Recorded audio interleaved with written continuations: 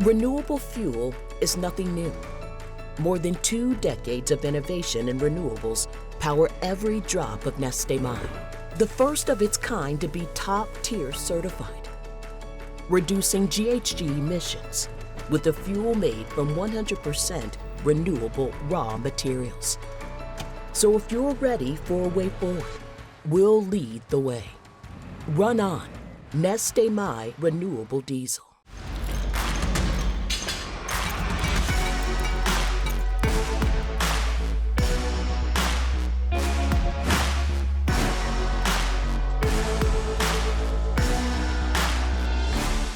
Welcome to Drilling Deep. I'm your host, John Kingston.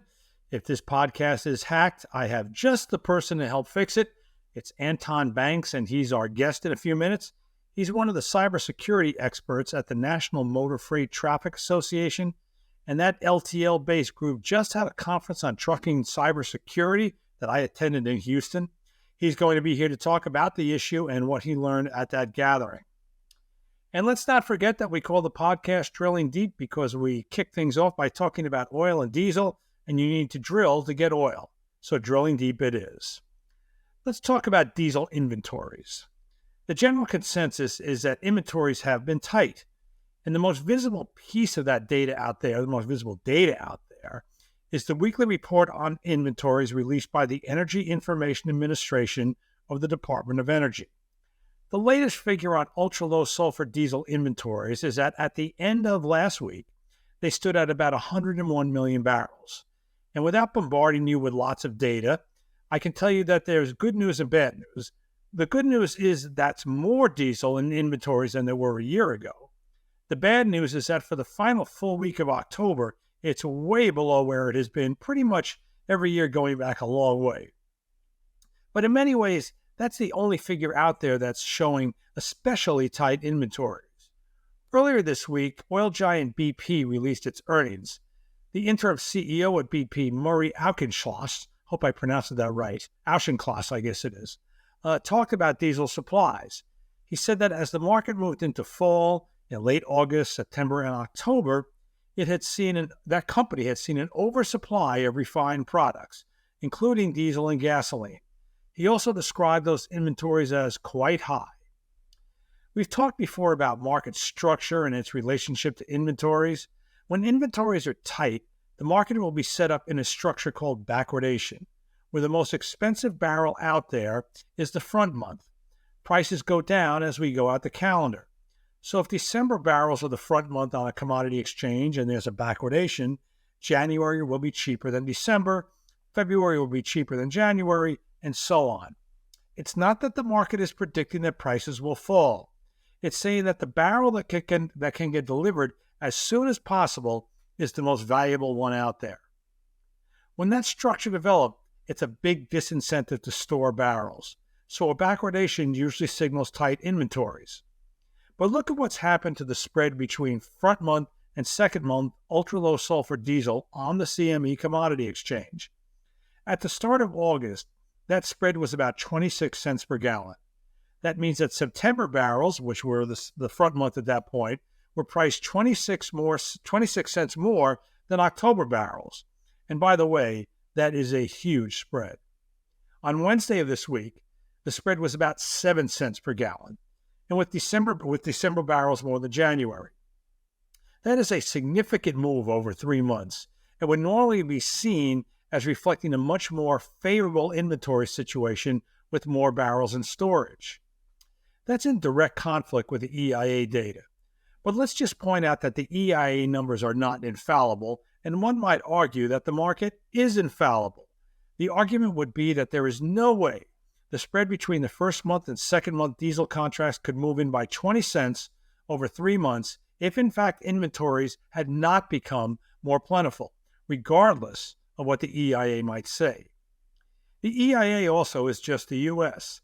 It isn't the whole world, but S&P Global Commodities Insights publishes data on distillates like diesel from the key storage location of Fujairah in the Middle East, and they're lower too than they were a few months ago. It could be that the interim CEO of BP is seeing things that various statistics are not picking up yet. the market seems to be suggesting more diesel in storage in other ways as well. For example, if you take the price of ultra-low sulfur diesel on CME and compare it to Brent crude, it stands at about, as I record this, at about 90 to 95 cents per gallon, though it has been below that recently. At the start of October, it was close to $1.10, another sign of diesel weakness. Do you know how lucky oil consumers have been with weather, especially diesel consumers? We had a warm winter last year. We had effectively no impact from hurricanes hitting the U.S. oil sector this year, and now hurricane season is basically over. And now there are some market signals that maybe there's a bit more diesel in inventories than some major public data might suggest. That's all good news for diesel consumers going into winter. This message comes from Neste My Renewable Diesel, approved by leading manufacturers and the first fuel of its kind to be top-tier certified, made from 100% renewable raw materials. Make the switch by visiting nestemy.com. Moving on now here at Drilling Deep, the National Motor Freight Association has started to take a really prominent role in the battle over cybersecurity attacks against the trucking industry. I was able to attend their recent conference, the recent two-day conference in Houston on the issue of cybersecurity. And of course, that happened right on the heels of two pretty well-known cyber attacks in the trucking and logistics industry. One was against Orbcom, an ELD provider, and the other was against, of course, Estes Express, an LTL company, like the companies that make up the NMFTA. And so the timing really couldn't have been more impeccable. One of the key presenters at the conference and in the battle against cybersecurity was Antwon Banks. He is the fairly new director of enterprise security at the NMFTA, and he was front and center at the conference last week, and we're really, really pleased to have him join us today on Drilling Deep. Antwon, welcome. Thanks for having me. Pleasure to be here. So why don't you talk about your role at NMFTA and your background in cybersecurity? Well, I start with my background. I'm retired military, retired lieutenant colonel in the Army. I did cybersecurity in the Army. First half of my career, telecommunications. The last 12 years was cybersecurity. Before coming to the NMFTA, I was the cybersecurity director for the Rapid Transit Authority in Atlanta, the rail system in Atlanta. Our mission at NMFTA is to educate, do research, and educate our members on cybersecurity. My team we have 3 members on my team, Ben Gardner and Ann. We concentrate on heavy truck security, and my job is to bring a little bit more focus on the enterprise security. Because of my background, I do know that hackers tend to compromise a system. They have hidden that system for, they could hide up to 177 days, hop around till they find the crown jewels or a system that another network trusts, and they'll use that trust relationship from the enterprise and hop out to the trucks. So we're doing all things trucks, and we're doing now all things enterprise when it comes to cybersecurity. Yeah, let's note that difference, because there were 2 tracks at the conference. One was enterprise, when somebody tries to hack a whole company, and the other was a truck. I don't know if I remember it was called a truck Fleet, line. fleets. Right, and now we have fleets, right, and that's where the hack tries to come in through the trucks, which of course are completely connected to various networks through telematics. Yeah, we had 2 tracks because in the past we were pretty much heavily focused on the fleets. We were doing, hacking into the CAN bus, a lot of the trucking networks. But because of my background, I do know and understand that, the enterprise is vulnerable, and those networks, the trucks have started to put more and more communications equipment inside the trucks. And so now the trucks are connected to the internet. They're connected back to the enterprise. And so today is kind of separate. I kind of envision in the future that it may merge into one track, because there's so much internet connectivity between the trucks and the enterprise that you have to protect that whole system, that whole ecosystem, as a whole versus separate. But right now we're doing it separate. I have a research team that's doing the trucks, and then I'm focusing on the enterprise. What really kind of struck me about the meeting, it was only 2 days, was that on the first day, there was a lot of talk about, stuff that was almost kind of like, make sure you brush your teeth before you go to bed at night. Change your passwords, don't make your passwords too simple, don't click on links that you shouldn't. And I thought that we really need to come to Houston for this. I figured there was something more to come, right? And then I wasn't able to make the last session, but the next to last session when that was run by Ben Gardner, who your colleague, and an incredible degree of complexity that he spoke about, the projects that the National Motor Freight Association are working on, and the complexity of how fleets can be targeted by the cyber criminals. So we went from, change your password to a really amazing degree of high technological ability, really ability on the part of the hackers and ability on the part of the companies that are trying to thwart them. Now, that really is kind of the stretch of what you're dealing with, real simple stuff all the way down to real complexity, correct? Yeah, it is surprising that people are still falling for phishing emails, mainly because because of artificial intelligence, machine learning, the attackers are getting more and more advanced, and they constantly change the game.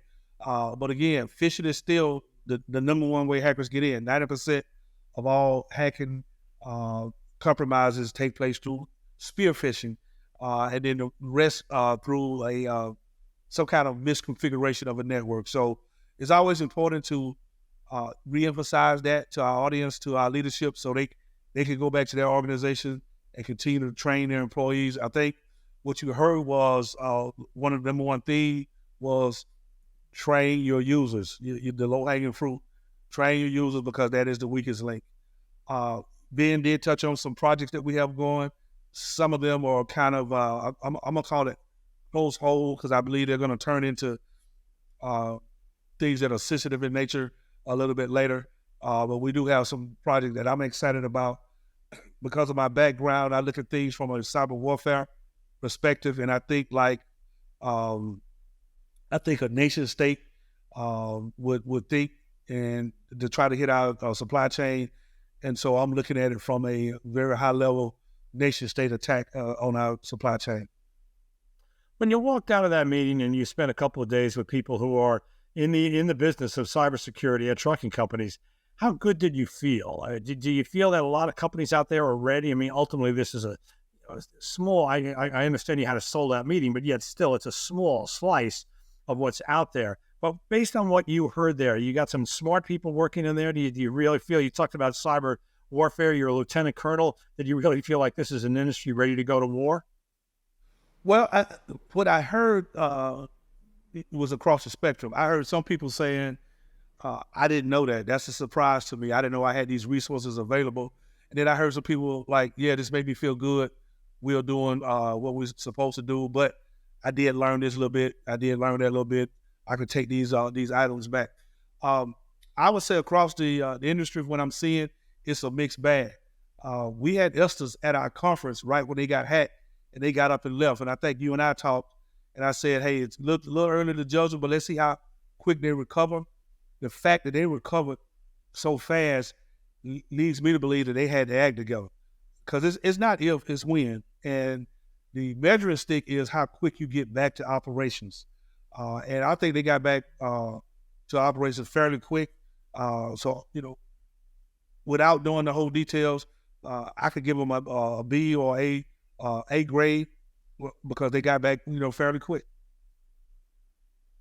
Yeah, that was interesting to me. I'm not a cybersecurity expert, of course, but from talking to some of the people down in Houston, they had a lot of praise for how well they did. And in part, one thing that was brought up was that they obviously couldn't get their webpage up completely right off the bat, but they got up that little portal, that communications portal. So you didn't have to call your representative, that you could send them a note. Couldn't do it through standard email, but you could send it through this portal. And I heard a lot of praise for that. Yeah, you kind of sort of, when you're in the middle of an incident, prioritize what you want to bring up. I think you heard at the conference, we talked about RPO and RTO, recovery point objective, recovery time objective. And then you got to prioritize what system you want to bring up. So bringing up a whole entire website may have been low in priority, but just being able to communicate to their customers to their partners, could have been a priority. And so that portal was important. But I think the main thing is they needed to get their back end systems up, their dispatch systems, payroll systems, things of that nature. And I think they got up pretty quick.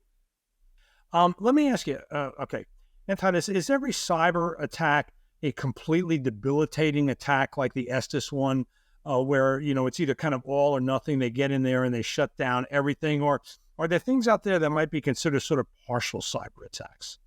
Yeah, they're not the same. There's no cookie cutter cyber attack. You have some cyber attacks that'll just get in and just steal information. They want to steal credit cards. They want to steal employee data, and then threaten to leak that information if you don't pay them a ransom. You have some that are ransomware that can hit the entire network. But if the company has good network segmentation, pretty much envision a house with no walls or no doors, and an attacker could get in and just move through the house. Without those walls and doors, they have complete unfettered access to the entire organization. But if a company has good network segmentation, meaning they have doors, they have walls, they have locks, then you can contain that ransomware to a particular part of that network. So it just depends on what the attacker is looking for. It depends on the controls that the company has in place and the tools that can detect the attack, before it happens. I like to preach something called, and it's a military term, defense in depth, where you have tools that if they get past one tool, another tool will trip them up. And so if a company has a good defense in depth setup, then, they can probably catch the attacker before they can just totally own the entire network. Now, you mentioned ransomware. First of all, why would an attack be not ransomware? What's the point of attacking a company and then not demanding ransom? And secondly, I did hear from multiple speakers, don't pay ransom. But we know ransom often gets paid. My understanding is it probably gets paid more often than it doesn't. So first of all, what attacks are not ransomware, and why would you not demand ransom? And secondly, how frequently does ransom get paid? So countries like China, they're interested in stealing your intellectual property. So if you have sensitive information, they want to steal your information, intellectual property, go back and beat you to market, or either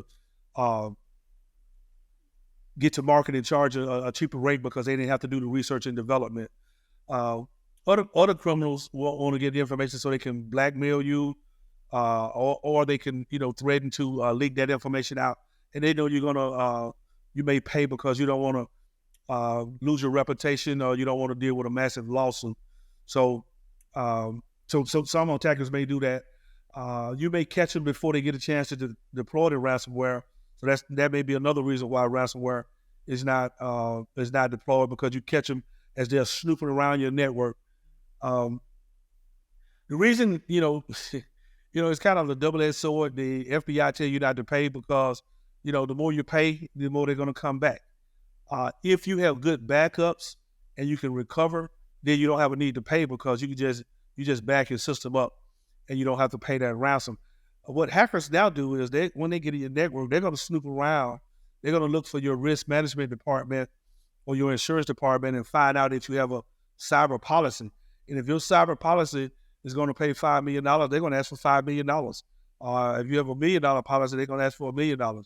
So they actually look for those policies so they can get an idea of how much money they ask for. So, it's a lot of factors that go into play, whether or not they deploy ransomware, whether or not you catch them, whether or not they're just still looking to steal your secret ingredients, or whether or not they just, you're a target of opportunities. Another thing that you're going to see more and more is because of what's happening in the Middle East, you're going to have what we call hacktivists, people that have a political or religious agenda trying to just cause pain on a company, for that political or geopolitical or religious reasons. So they may not want to do ransomware, or they may want to do ransomware, but a lot of times they're just looking to see whatever they can find, whatever weakness you have, they just want to take advantage and exploit that weakness. Do you think ransomware would be as prevalent if we didn't have cryptocurrency? That does make the job a lot easier. You don't have to worry about transferring it to a known account, paying a bundle of cash somewhere. I mean, is crypto like the hacker's best friend? It facilitates the payment. I'm not going to say we wouldn't have ransomware because they would probably figure out another way to get their payment. It would be certainly easier to trace without cryptocurrency. Now cryptocurrency is well, let me say Bitcoin is a lot easier to trace. So if you notice with the Colonial Pipeline, they were able to get a lot of that money back. So criminals are now starting to use other types of cryptocurrency. So I say my answer is yes. The use of cryptocurrency is facilitating the payment of it. So it is helping, but I won't say that that's the main cause of ransomware. Do you think we're getting to the point where we're developing a rule of thumb about how much a company should be paying? I mean, it's different, not paying a ransom, I'm sorry, paying for their cybersecurity. Obviously, you have small companies, you have big companies. And, you know, but the cyber risks are probably almost the same between a small and a large company. How much without putting a dollar number on it, do you have any idea of how much a company should be spending to protect itself? Well, you know, again, there's no cookie cutter solution. Most of the time, and I can't remember the figure, but Gartner has a formula that they advertise that you should use about whatever your overall operating budget, your cybersecurity budget should be around 10% of that. What I like to say from being a former practitioner is that the company should come together and do what they call a risk assessment and come up with a risk appetite. If you're a small company and you're totally heavily dependent on your IT structure to run your business, and if it becomes unusable and it's going to put you out of business, then you may want to go above 10%, or I highly recommend you go above it. So you need to determine how much money, how much your company depends on your IT structure to operate. But again, there's no cookie cutter solution. You just have to determine what your risk appetite is and how much your business depends on the IT infrastructure. I mean, 10%, I'm not saying it sounds excessive, but I mean, that's 10 cents of every dollar you bring in to your cybersecurity budget. That's a big number. Wouldn't you agree? Yeah, that's a big number. And again, don't hold me to that number. I can't remember. Gartner had a report off the top of my head, and I will go back and research it. They had a formula, and it was 5 to 10%. I can't remember. It wasn't over 10%, but it was a certain amount of your operating budget that you needed to spend on cybersecurity. I don't remember what that number is, but I think it should be based off your risk appetite. If you are a company that could easily go manual and you could operate without your IT, then you don't have to spend as much as a company that's totally dependent. If you're a fintech company and your total operations is dependent on IT structure, then you need to have redundant systems, backup systems, hot systems that are running dual in case one went down. You need 100% uptime. But if you can afford to be without your IT systems for a week or two, then you don't necessarily have to spend that much. And the same thing with cyber insurance. If you can do without your systems for a while, then you don't need an extreme cyber policy. But if you're totally dependent on your IT systems, then you may need a more expensive cybersecurity policy. All right, if you hold this conference again next year, let's see how good you feel, how confident you are. I mean, what do you think will be the state of battle between the good guys and the bad guys? Will the good guys take a few steps forward the next year, or the bad guys are pretty smart, aren't they? Well, what I've seen in my 24 plus years doing cybersecurity is that the bad guys are always a step ahead of us. So even if we take 4 steps ahead, based on what I've seen in the past, the criminals are going to be 5, maybe 6 steps ahead. So we do have some exciting things that I'm working on for next year that I think it will totally surpass what we did this year. Our demo is going to be state of the art. It's going to shock some folks. We want to do a tabletop where we have a nightmare scenario and walk through that. So I think next year is going to be bigger and better. right, so you come in, let me just, let's go with what NMFTA does. You put together solutions and you kind of work with your members and say, look, here's how you can handle this. Yeah, we look for vulnerabilities in the truck network, and then we publish papers to say, hey, we've identified this vulnerability in the network, in the telematics, in the pin connectors, the CAN bus, and then we give them recommended practices to remediate those vulnerabilities. And now, since I'm here, we've been doing the same thing on the enterprise. We've been telling our members about resources that are available from Homeland Security, TSA, FBI, and then we've been putting out newsletters on some best practices as well. Yeah, let's note that at the meeting you did have representatives from all those government agencies, and they all do have services that can be offered out to companies. There are companies though that go out and hire high-priced security consultants, are there not? There are, and that's one of the main reasons I brought to the agency. Quick story: when I was at Mata, when I first went there, I was a contractor. There were no cybersecurity people there.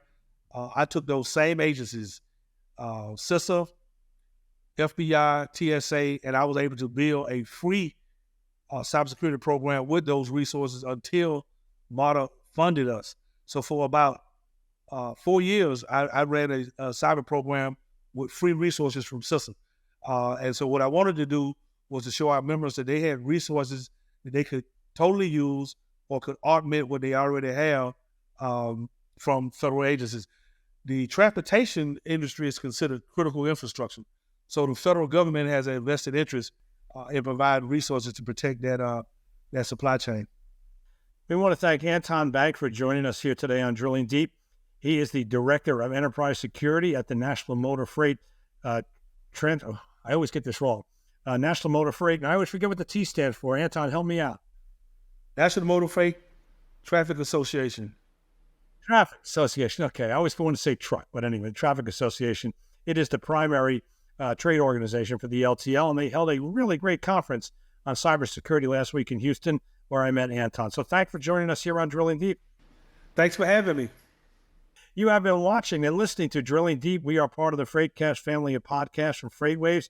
You can find us on YouTube if you want to see our shining faces, or you can hear us on all the major podcast platforms. I've been your host for today, John Kingston, and please join us again. This message comes from Neste My Renewable Diesel, a drop-in replacement for fossil fuel that has the power to keep your fleet running at top performance while lowering greenhouse gas emissions compared to fossil diesel. Visit nestemy.com to learn more.